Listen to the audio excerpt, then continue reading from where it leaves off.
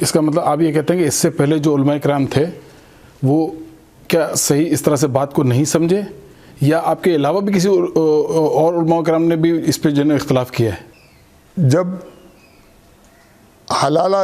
جیسی لعنت کا مسئلہ آتا ہے تو پہلے بھی علماء کرام نے اس کے اوپر قسم قسم کے اختلافات کیے ہیں۔ بعضوں نے کہا ہے کہ بھئی ایک ساتھ 3 طلاق نہیں ہوتی ہیں، بلکہ ایک ساتھ اگر 3 طلاق دی جائیں تو وہ ایک شمار ہوتی ہے۔ یہ اہل حدیث والوں کا مسلک ہے۔ وہ کہتے ہیں کہ مختلف مجالس کے اندر ایک ایک طلاق دی جائے تب جو ہے نا وہ حلالہ والا مسئلہ آئے گا۔ غلام احمد پرویز نے کہا ہے کہ جو فقہ حنفی کے اندر طلاق احسن کا تصور ہے کہ ایک دفعہ طلاق دے دی، پھر کافی عرصے کے بعد پھر وہ آپس میں انہوں نے رجوع کر لیا، عدت ختم ہو گئی، عدت کے بعد رجوع کر لیا،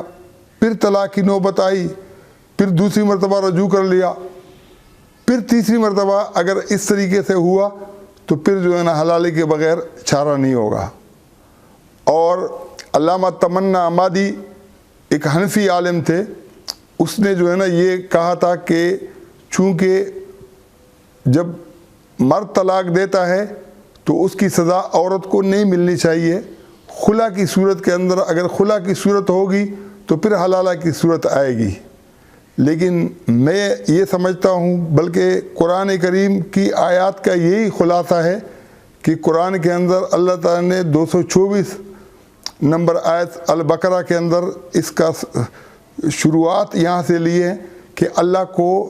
مصالحت نہ کرنے کے لیے ڈال مت بناؤ۔ پھر ایک ایک آیت کے اندر وضاحت کی ہے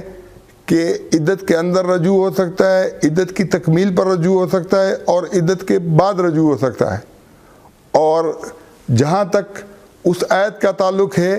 تو اس کی میں وضاحت کر چکا ہوں کہ اس کا صرف اس صورتحال سے تعلق ہے کہ جب میاں بیوی دونوں آپس میں باہوش و حواس ایک دوسرے سے جدا ہوں، معاشرہ بھی ان کو جدا کرنا چاہے، وہاں رجوع کا سوال پیدا نہیں ہوتا ہے، وہاں اس بات کا سوال پیدا ہوتا ہے کہ عورت اگر دوسرے شوہر سے شادی کرنا چاہے تو پہلا شوہر اس کو اپنی غیرت کا مسئلہ سمجھ کر طلاق چھوڑتا ہے یا نہیں چھوڑتا ہے۔ تو اللہ تعالیٰ نے قرآن کے اندر کہا ہے کہ نہیں، جب آپ نے اس کو فارغ کر دیا تو اب اس کو غیرت کا مسئلہ مت بناؤ، اس کو دوسرے شوہر سے شادی کرنے دو، اس کے لیے حلالے کی کوئی بات نہیں ہے۔